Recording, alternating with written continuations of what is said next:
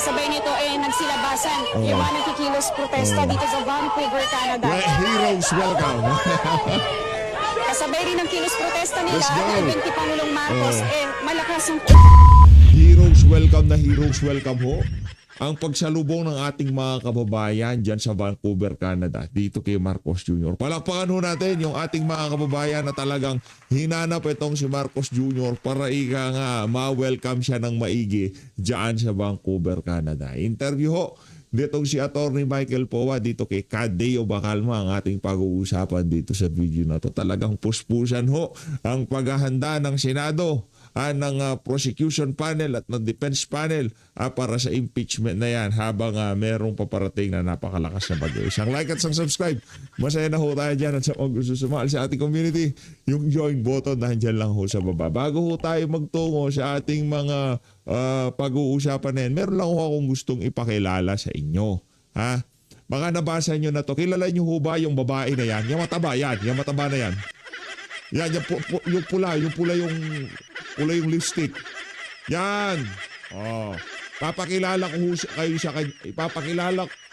ko siya sa inyo. Baka hindi mo siya kilala, ha? Eto. This is the picture of the judge who this week ruled in favor of Martin Romualdez in Quezon City $1 billion flood control case. Nako.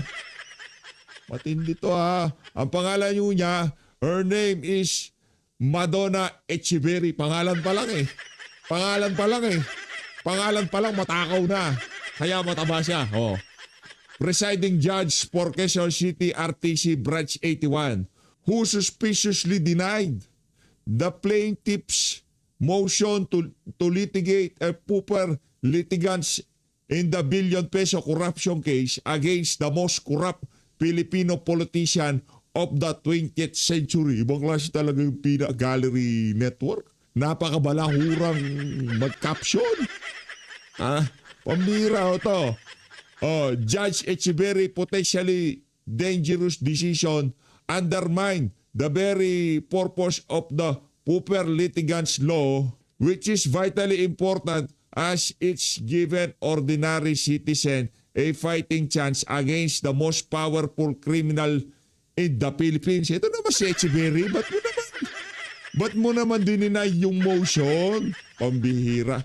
By rejecting the motion for consideration of the underprivileged complainant and demanding an impossible 20 million in docket fees to the paid within an observed 3 days deadline, Judge Echeverry has basically let Romualdez off the hook for corruption that we all know he is guilty of without hearing any of the evidence of the...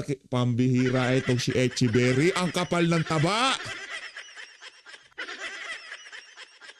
Mabigat ba, madam? Mabigat ba? Mabigat ba? Mabigat ba yung taba mo? Sabi ko. Wala niya itong si Echeverry. Bakit mo naman dininay? Bakit mo naman dininay yung motion? Pati mo naman... Pambihira, no? Ano ho? Si ano yan? Ang pangalan niya, Judge Echeverry. Siya ho si Madonna Echeverry. Siya ho ang presiding judge sa Quezon City RTC Branch 81 na nag-denied just sa motion na yan. Pambihira talaga to si Echeverry. At least nakikita na ng ating mga kababayan na talagang maraming gumagalaw ngayong mga panahon na to para ika nga linisin yung mga dapat linisin, di ba? Kilala nyo na ngayon si Madonna Echeverry. Kilala nyo na. Martin Romualdez, Madonna Echeverry. At least kilala nyo na ngayong mga panahon na to. Kung gusto yung mabasa yung buong article niyan, punta kayo dyan sa Gallery Network. Hindi ko kasi pwedeng hindi natin pasadahan to. Kahit na impeachment ang usapan, dapat mapasadahan ang parang ang dating nagkakagulo sila sa impeachment. Yung isang magnanakaw dyan sa House of Representatives, ginagawa niya lahat ng paraan para nga sa mga future case na maisampa sa kanya, mahina na. Siyempre gagamitin ba siya niya? Nakita niyo ba yung yung naging decision ni Judge Madonna Echeverry, di ba? Baka gamitin pa yung decision niya na tabatsing-tsing na judge na to. Pambihira ka, Judge. Wala kang hiya. Dito tayo. Dito muna tayo sa dito sa ipapakita ko sa inyo kung paano yung Heroes Welcome na ginawa ng ating mga kababayan sa Vancouver, Canada dito kay Marcos Jr. Di ba? Ibang klase talaga. Yung mga kababayan ho talaga nating nakabase sa iba't ibang bansa. Alam ho nila ang nangyayari dito sa bansa na to. Kaya yung papasyal-pasyal mo na yan, Marcos Jr. Huli mo na yan, ha? Huwag ka na muna lalabas sa bansa. Baka kung ano pa mang gawin sa'yo ng iba nating mga kababayang OFW, mahirap na, ha? Gusto ko, healthy ka pagka naging presidente na si VP Sara. Ito. Ayan mga kasama, lumabas na si Pangulong Ferdinand Marcos Jr. ng Jollibee Store. Marcos Bangag. Pagka sumigaw Marcos Bangag, automatic DDS yan. Automatic, ika nga yan ang mga kababayan natin na talagang merong naiintindihan nila nangyayaring kalokohan dito sa bansa na to. Pero pagka Marcos Duterte, walang pinag-iba. Rentan. Makakaliwa yan. Kaibigan niya na itong si Franz Castro. Baka yan yung mga yung mga nabudol nila sa Canada. Pero Marcos ba nga? Ibang siya inyo. Kasabay nito nagsilabasan yung mga nakikilos protesta dito sa Vancouver, Canada. Heroes welcome. Kasabay rin ng kilos protesta nila Let's go. at event ni Pangulong Marcos, malakas ang ulan. Heroes welcome. Ang pinakawalang yung presidente. Dito sa Vancouver. Grabe, shame on you. Sabi nung iba, narinig ko, shame on you. Adik. Meron ako narinig na adik eh. Shame on you, Marcos daw. Heroes welcome the heroes. Alakmakan. Ang bihira. Ang galing. Bongbong bangag. Bongbong adik. Nako, dami na. Kung ano-ano sinasabi ng mga bongbong adik daw eh. Bongbong Ang bangag. ginigit naman nakikilos protesta, hindi hero welcome si Pangulong Marcos dito sa Vancouver, Canada. Yun bongbong adik daw. Pamira. Matitindi itong mga ibang klase. Palakpakan natin yung ating mga kababayan sa Canada. Bongbong adik daw eh. Bongbong bangag, you're not welcome here. Shame on you, pambira. Lahat ng masasakit na salita sa English sinabi na kay Marcos Jr. Dahil nga adik yan, sabi ni Amy, wala ka yan, manhid yan. At pinapanawagan Bongbong nila na adik. mabigyan ng hustisya yun ang nangyaring korupsyon sa Pilipinas. Bongbong adik talaga.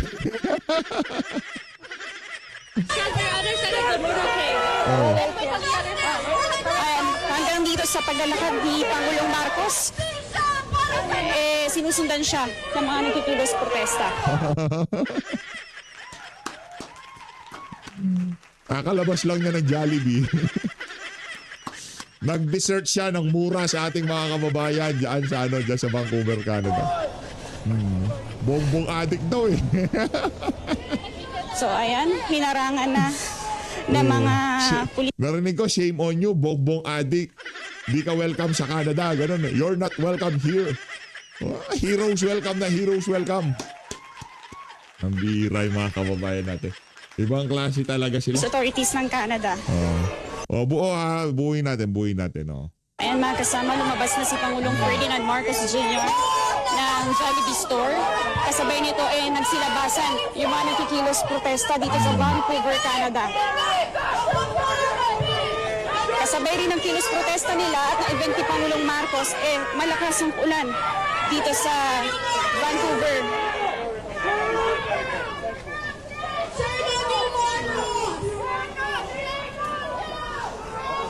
Sorry.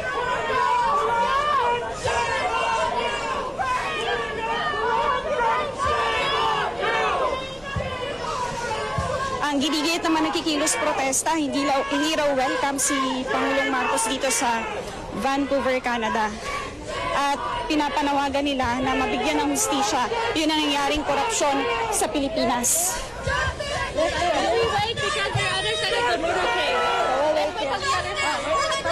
Hanggang dito sa paglalakad ni Pangulong Marcos. Yan ho. Heroes welcome.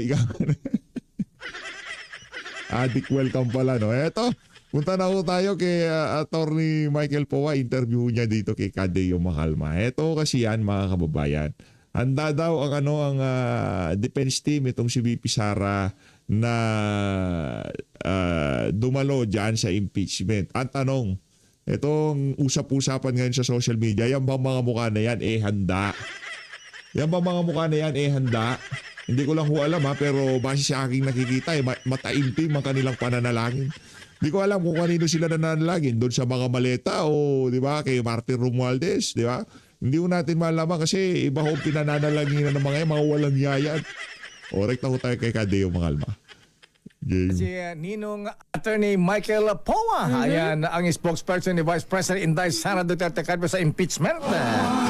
Attorney Michael Powa, sir. Magandang umaga po sa inyo, Attorney. Good morning, attorney. Good morning, Lakay. Good morning din po, Sister El. At magandang umaga po sa ating mga kababayan. Abay, Attorney Powa, ready na ba kayo sa Lunes sa pagsisimula ng impeachment trial kay VP Sara, sir? Opo, at parati naman po natin sinasabi na last year pa lang, no, talagang pinaghahandaan na natin ng impeachment dahil nagkaroon na ng unang impeachment laban sa Vice Presidente na pinawalang bisa lamang ng Supreme Court, no. So, ngayon naman po, talaga naman itong nagtuloy-tuloy lang ang paghahanda natin. Kaya masasabi natin, handang-handa na tayo para sa Lunes. Diretsahan tayo, Attorney Michael Powa. Kayo ba ay naniniwala na magkakaroon ng fair and impartial trial? Alam naman natin na ang impeachment, ang senator judges ay majority ay kakampi ng Malacanang.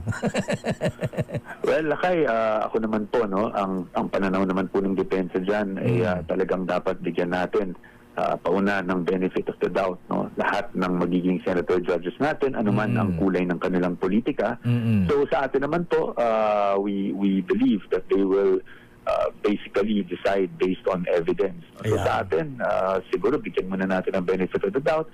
Kung meron mga kinikilingan, makikita naman po ng publiko yan, no? Makita naman ng taong bayan yan. Pero sa tingin ko naman, no, ang senator judges naman natin bilang mga senador, sabi nga nila, they are 24 independent states, hindi ba? So sa tingin ko nga, umaasa naman po tayo na magiging patas ang paglilitis. Ayan, oo. Sa bagay, ang bentahe lang yata ng depensa, Attorney Michael Powa, ay kung pagbabatayin yung batas, mukhang mahirapan sila makakuha ng 16 votes para i-convict ang Vice President Sara.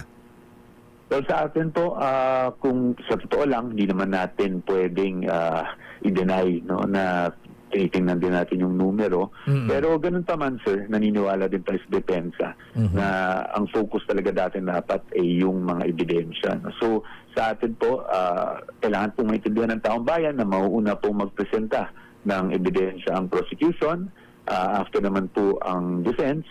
So, siguro po, maging patient lang po ang ating mga kababayan at intayin lang po na kung meron mga paratang o naturang ebidensya na ilalatag ang prosecution, intayin lang po rin ang magiging tugon at sagot ng depensa. Ayan, ang isang ilang ticklish issue rito, Attorney Michael Powa, sir, ay yun daw pong papaharapin daw ang mga bilang witnesses. Itong si Mary Grace Piatos, ayan, at saka si Sheriff, ayan. Ano sa tingin niyo sa mga witness na ito? Sila ba ay harap at ito ba ay papayagan niyo o meron nga bang Mary Grace Piatos? Well, sa atin naman po, ang panindigan din natin ay nasa prerogative na po talaga ng prosecution kung sino man ang witnesses na gusto nilang ipatawag. Whether it be Mary Grace Piatos or yung pong sheriff na napapabalita, no, kamakailan. Sa atin naman po, ginagalang naman natin yung karapatan ng prosecution na ipatawag kung sino gusto nilang ipatawag. Pero tayo sa defense, ready lang po tayo, no, na to cross-examine all these witnesses na ipapatawag ng prosecution. Dito ba, Attorney Powa, sir, sa impeachment, para magkakaroon ba ng tipong parang arraignment sa korte? Ayan na. At kung merong ganyan, harap ba ang Vice President Sara? Well, yung napanood ko po, no, sa mga nakaraang impeachment, meron pong ganun, no, wherein the respondent will enter a plea. Natatandaan ko po, ginawa po yun noong hindi ko po maalala yung kay President Estrada, pero natatandang-tanda ko po nung ginawa po yun kay late former Chief Justice Corona. Renato Corona. Ginawa po yun at yung abogado po, no, si late former Justice also Serafin Cuevas, no, entered the plea for the respondent then. So inaasahan natin na baka magkaroon din po ng ganun ngayon, no? At kung darating man ang ating Vice Presidente, I cannot definitively say at this point. No? Hindi ko po mako-confirm yan. Pero kung sakali man po, nandun naman po rin kaming mga abogado niya, and we are empowered naman po to enter that plea for her. Hindi pa ba kayo decided sa depensa at Powa kung paharapin nyo o hindi ang Vice Presidente para mag-enter ng plea? Well, sa ngayon po talaga, hindi ko pa po definitively masasabi, no? But doon naman po sa pagharap niya in person, kasi parati natin nasasabi na hindi hinaharap ni Vice Presidente when in fact, ito pong pag-participate ng kanyang depensa sa impeachment trial is already, no, talagang pagharap sa mga aligasyon na to based on talaga pong hinaharap niya yun. Ngayon, kung dun sa physical presence po niya, i-determine pa po natin, no, depende sa takbo ng trial, us as counsels of the Vice President will of course advise her accordingly kung kailangan niya humarap. Pero itong Monday na po ito mismo, kung yun po yung tanong, hindi ko pa po makakonfirm sa ngayon po. Pasensya na po, Sir Deo. Attorney, may mga nagsasabi na itong impeachment ay more on ang tingin nila ay isang political kaysa legal na basehan. Bilang pong legal counsel o abogado, paano niyo po ito tinitingnan? Nangangamba po ba kayo na maaaring maimpluwensyahan nga ng politika yung magiging desisyon? Sa tingin ko po, Sister El, talaga namang hindi natin may iwasan yan.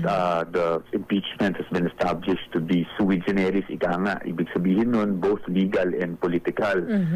Pero sa atin naman po, no, yung political is really not our focus at this point. Sa tingin namin, basta naman makapaglatag kami ng magandang depensa, solid na defense para sa ating Vice Presidente, the legal will somehow push the political. Ang importante lang po dito ay mapaliwanag din po talaga natin ng mabuti sa taong bayan, sa ating mga kababayang Pilipino, kung ano yung mga nagaganap sa loob ng impeachment trial. Nang sa ganun, maintindihan nila because we cannot deny the fact that one way or the other, public opinion will also sway the political aspect. Attorney Powa, sir, the other day na-interview namin si Attorney J. Tolosa ng prosecution at napag-usapan namin yung willing ba kayong makipag-areglo o kaya makipagkasundo sa prosecution na iklian naman yung trial kasi ang sinasabi baka daw po abutin ng 7 to 8 months. Pwede bang i-concise ang tawag yan, i-compact yan para maikli yung magiging trial Hindi naman abutin ng 7 to 8 months sa Attorney Powa, sir.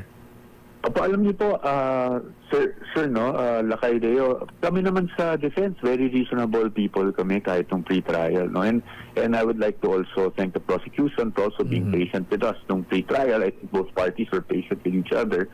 Pero naman po kami nakikitang problema kung paiklian, pero naturally, that will depend on the prosecution. Kasi, ang kami naman po sa defense, bago kami maglatag ng aming ebidensya, hintayin muna natin na ilatag ng prosecution yung kaso nila. So, nakadepende po yun dun sa presenta nila kung sa tingin namin ay kailangan pa namin magpresenta o hindi na kailangan ng ilang witnesses. So, tingnan na lang po natin yung takbo ng trial. But ina-assure naman po natin ang taong bayan na the defense is very reasonable in terms of these things, especially procedural matters. At kami naman po, no, I think both sides, the prosecution and defense, wala rin naman pong may gusto sa amin na talagang humaba itong trial na to. It's not good for the country, it's not good even for the respondent, no? So to be involved in such prolonged litigation. So sa atin naman po, kung ano man po ang pwede nating gawin para mapabilis, we're open to that po, no? Of course, within reason and in accordance with the law and of course in accordance with our duty to protect the rights of our client. Attorney Powa, sir, bawat article, may kanya-kanyang lawyer po ba ang depensa?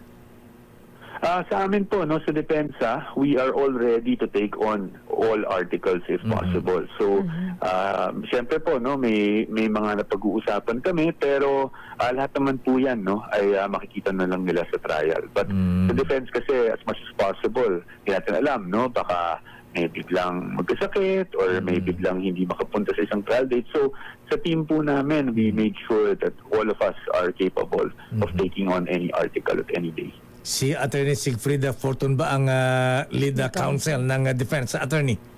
Sa ngayon po, ang lead counsel po natin ay si Attorney Sheila Sison, who's also from Fortuna, Narvaza and Salazar.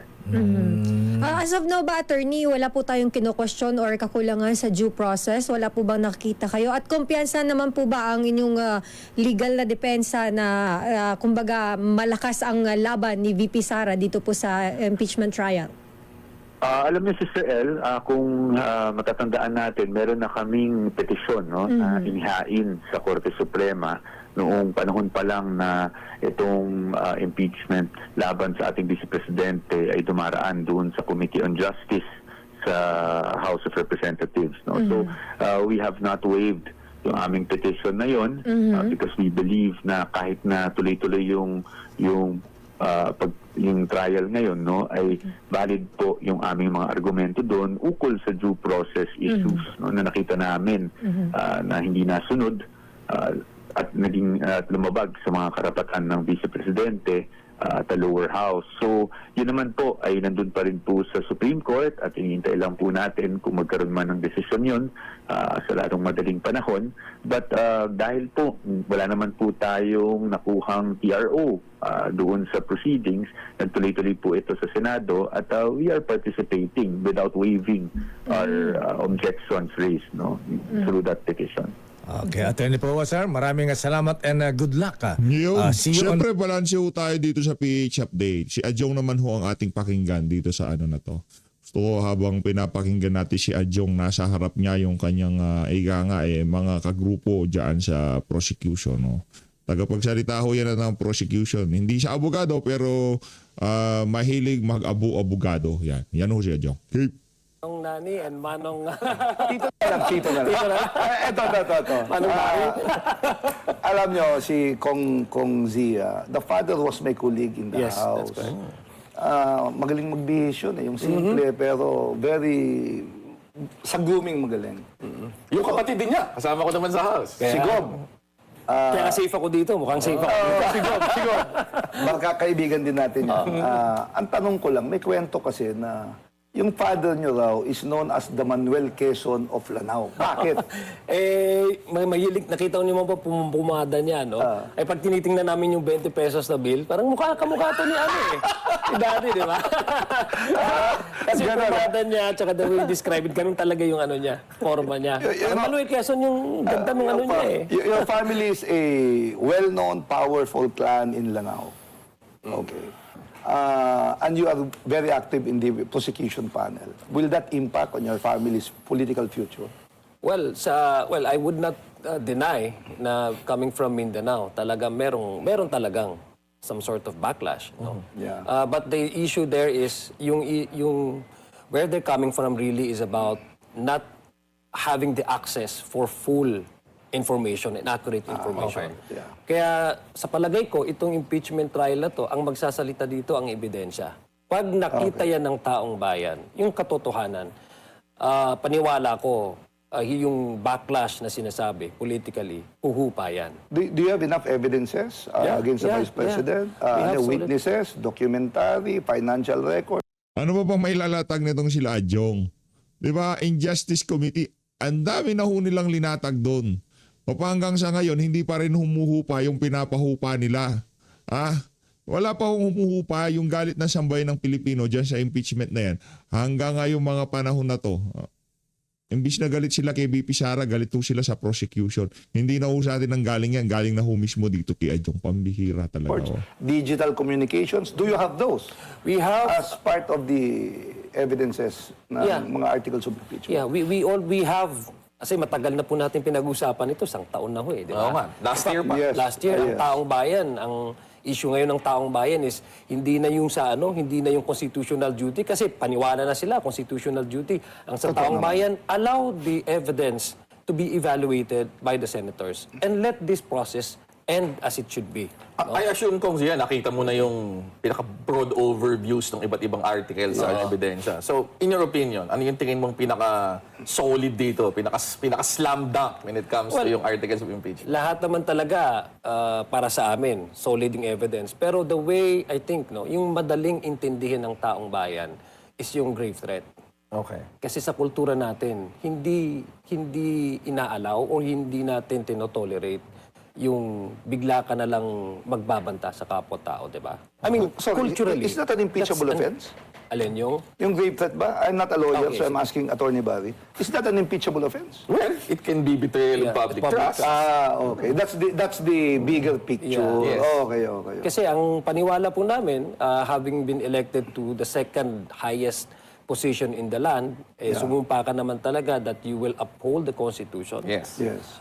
You will, uphold the Constitution, and I'm paraphrasing, without mental reservation or purpose of evasion. evasion. Alam naman sa Constitution, merong constitutional, clause dyan na public office is a public trust, that's a Yes. constitutional directive. Public office, public trust. Martin Romualdez magnanakaw. Pambihira naman tong si Adjong, oh. Huwag kayong bumanat ng ganyan. Public office, si public trust. Pambihira. House of Representative, puro magnanakaw. Puro may flood control, puro may kickback. Sabi nung 18 Marin at nitong si Saldo to, na naging bahagi ng House of Representative. Oh, public office, public office. Promoting and upholding the rule of law. So how can you promote the rule of law if you try to put justice How you promote the rule of law kung mga magnanakaw yung congressman? into your own hands? You know, Filipinos are not new anymore sa mga impeachment hearings, impeachment cases, impeachment trials. Kasi sabi ko nga, tuwing may bagong administrasyon dito, may pinapa-impeach. O may nai-impeach. Simula nung panahon ni President Erap. Yun ang simula. Yes, di ba? So, in other words, gaano katagal tong impeachment trial na to? At saka, ano ang inaasahan ng tao na makikita sa araw-araw na may trial? Well, ang unang-una inaasahan ng tao matapos na to. No? Whether kung anong maging resolution ng Senado, ang importante ay makita ng tao ng ebidensya. So sa amin naman, 4 yung artikulo for articles of impeachment. Makakasigurado po sila na yung ebidensya, yung testimonya ng mga witness ay ready po may presenta ito. Kasi unang-una, apart from yung accountability mechanism, sinasabi po natin, I think ang taong bayan, deserve talaga nila makita yung totoo. Dahil, of course, the Vice President has been saying she has gathered 33,000. These are 33 million no voters. These are 33 individuals who trusted you with that office. Question lang. Sorry. Let me Kaya nga, yung 32 million, pa hanggang sa ngayong mga panahon na to, wala pa rin naniniwala sa mga kabalbalan nitong sila Adjong. cut you short, no? During the pre-trial, was there an agreement kung gaano katagal itong hearing na to and the number of witnesses that will be presented? Because that will determine the timetable. Ang nasa report kasi about 92. Yeah, Total. 92 Total calendar days. Ilan yung sa inyo doon, ilan yun doon Sa defense? prosecution po is 62 days. That's 62 Prosecution. trial days. Okay. Prosecution. Sa defense is nasa 30, no? So 92. Yeah, isi-simplify po, di ba? That's the purpose of na having the pre-trial conference, to simplify the order by which the articles will be presented. At the same time, kung ano yung mga dapat na pag-usapan sa korte. So, babalikan ko lang po, Manong Nani, kasi I think you're asking how important is this. Yeah. Yung sinasabi po nilang 33 million na boto. I mean, it's actually their obligation, because the 33 million elected her to that office and trusted her that she will promote accountability, that she would promote transparency, that she would use the influence of her office to uphold the rule of law, that she would treat the office as a public trust. So, dapat mag-explain. The more reason for her to explain to the 33 million who trusted her with that office. So, yung Ang gustong reaksyon niya nitong si Adjong sa mga makakarinig ng kanyang interview na to, ganito ho. Ay, tama naman. Tama si Adjong. Hindi tama si Adjong. May tama si Adjong. ito yung purpose talaga ng impeachment. Question lang, Kong Zia. When I asked about evidentiary documents, witnesses, digital communication, financial records, all of these were also present doon sa final na impeachment against President Marcos. And yet, Congress dismissed it. At itong kay VP Sara proceeded, di ba? And it's now in the Senate. Aray ko. So in other words, impeachment process are also very political in nature. Dahil maraming kaalyado si Pangulong Marcos sa Kongreso, dismiss yung kaso. Eh dito, overwhelming ang boto ng congressman doon sa impeachment ni VP Sara. Well, unang-una po Manong Nani because these are two separate complaints. No? Pag separate complaints, separate facts, and separate, you also expect separate resolution that the committee can resolve and would arrive to. Unang-una, yung kay President Marcos, wala ho talagang clear-cut na evidence and to link the President having to directly, what do you call this, instruct. Okay. For example, yung agency na yun to insert all this insertion sa SAGAA. Kasi ang alam, nag-anong po natin. It passed through different stages. First is yung submission ng NEP. Yeah. So that's recommendatory in nature. It's the House of Representatives and the legislature for that matter na mayroon talagang exercising the oversight function. Kaya nga tayo mga district congressman, kasi minsan may nakikita tayo doon sa NEP na hindi reflective doon sa pangangailangan nating community. That's why we propose some adjustments. Yes, last day. So, alam, may bicameral.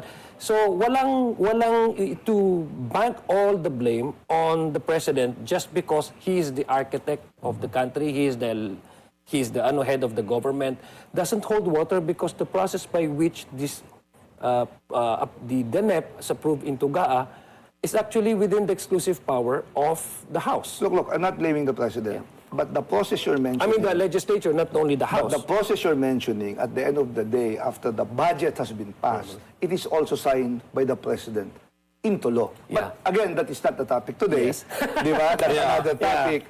So, in other words... Kaya actually, ang next question ko is with regard to next week. Kasi the trial is starting July 6. Mauuna kayo, di ba? Dahil obviously the prosecution will present first. But do you anticipate that there will be moves by the defense here, for example, to move for dismissal of the case, like the defense did in the impeachment trial of former Chief Justice Corona? Do you expect them to object, for example, to the subpoenas that you will undoubtedly ask for certain pieces of evidence? Anong may expect ng mga tao sa first week ng trial? Well, may preliminary remarks naman, diba? And then sa first day, that's when we will present not only the article but including the witnesses yung from the prosecution side. What's the first article na ipipresent? Our sa Article schedule? 4, grave threat. Okay. Grave threat. So, we anticipate for any eventuality that might happen on the first day. Kasi pag first day, talagang big bang yan, di ba? Sa baka magkabiling panig because that's how you can actually set the tone for the trial. Kasi hindi lang Senado at saka mga senator judges ang nakatutok talaga sa mga ebidensya mo. Ang buong bayan ang nakatutok. So, we expect that there will be motions, legal maneuverings. Kasi ang paniwala po namin, since na yung mga rebuttal, specific na rebuttal to the allegations contained under the articles of impeachment ay hindi sufficiently answered during the pre-trial conference. Question That's lang. why we expect Do you more expect- motions and legal maneuverings. Do you expect all the senators to attend the trial? Considering na medyo hindi...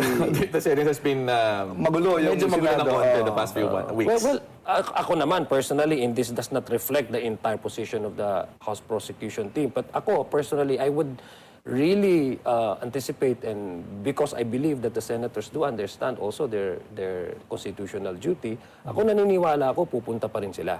No? Kasi we're talking of a very serious allegation. No? So, sana pumunta sila, no? Sana nandun sila lahat. Again, obviously, ang lead will be the House prosecutors. Kasi sila yung constitutionally charged to actually perform this function. But you also have a very, very deep bench of private prosecutors na involved. From the start ba, will they already be there assisting yung House prosecutors? Ano yung game plan nyo with respect to yung coordination between those two groups? Yeah, well, actually, part dun sa request namin sa court kasi medyo nag-oppose ang defense. Sabi nila, isa lang daw from the public prosecutor yung mag-examine ng witness and also to probably examine yung mga documents. Our request sana is to have the prosecution team an option na magkaroon din ng way yung private prosecutor natin to examine the witness. Kasi may basis na tayo even during the corona impeachment. Talagang nakita nyo naman po mga private prosecutors na nandyan, and they were also able to have the opportunity to also examine the witness. No? In the last two impeachment Exactly. trials, the So, private so, prosecutors. The role of the private prosecutors, malaki kasi even during the time of the impeachment Exactly. trial against President Estrada, Yeah. hindi lang natapos pero private prosecutors would even present evidences, Yeah, and cross-examine, examine witnesses, yes. witnesses. Parang inoppose po yun ng defense. Ang sabi lang po is allow that because we already have that basis. No? We already have that. Hindi, ang public prosecutor kasi mahina ang utak ng mga mga congressman na nasa prosecution panel. Hindi nila kayang itayo yan. Ang bibigat ho ng mga abogado nila sa totoo lang. Nagdagdag na naman sila eh. May dinagdag na naman ho sila mga panibagong abogado para kumbinsihin lamang ating mga kababayan na dapat talaga ma-impeach itong si BP Sara. Ganon ho kakapal ang kanilang mukha. At precedent na nangyari. At the same time, it would also benefit not only the prosecution but the defense. We're not saying that our private prosecutor will be the one to examine the witness. What we're saying is to have that option and leave option for the prosecutor should there be any need for our private prosecutor to participate by examining or cross-examining. Question lang. witness. Most of the government prosecutors from Congress are lawyers, obviously. They're all lawyers. I think so. Yeah, all the 11 But of these them. are not practicing lawyers. Some of them did practice. Except for a few nung naging congressman. Yung defense kasi, mga batikang abogado to, na ang trabaho lang nito, defense, Maglitigate. maglitig. Ito naman si Kong Nani, yung mga congressman, ano bang ginawa ng mga yan sa nakalipas na ilang linggo? Nanira kay BP Sara, kaya kung paninira ang ini-aim nila dyan sa impeachment na yan, di ba? Mga expert na yan, litigate. Yung mga congressman, expert yan sa paninira kay BP. Gate. So, anong ini-expect ng taong bayan pag nagsalpukan yung dalawa? Kasi, during the pre-trial hearing, may nagsasabi kasi o may nag-leak na news na kinain daw. Totoo ba yun? Ay, Yung mga sige, private let's- prosecutor. Wala naman, hindi naman nakita naman I think even the secretary clerk of court also said na wala namang kainan dito during the pre-trial Except conference turun daw, kasi turun. Oo, wala namang naging kainan kasi actually isi-simplify naman. Of course, you would expect both sides to contradict or to Sa not to pre-trial, accept. it's marking of evidence. Evidences lang, di ba? Submission ng Yeah. witness lists. Mas ganun, di ba? Pero simplify mo lang. Pero going back po, Manong Nani, sa question mo kanina, I think it does not, dalawa yan even the trial. But kayo po mga lawyers, alam niyo po, even if you are that experienced lawyer, but if you do not have evidence to support either your claim or your counterclaim, at the end of the day, ebidensya magsasalita So kami po sa House Prosecution Team, talagang confident kami with the evidence that we have. Kaya gusto namin mag-start ito at let the process continue. Kasi that's not only our constitutional duty as members of the House, but our civic duty as Filipinos to allow the people the access. Alaw. Nakapag-Quadcom na kayo, nakapag-Injustice Committee kayo, sa panahon nitong si Chua, sa panahon ni Luis Tron, inalaw na natin lahat ng dapat i-alaw. Pambihira naman to si Adjong. Always, maraming salamat po sa pag-support sa Page Update. Mag-ingat po kayo lahat. Mahal natin Pilipinas.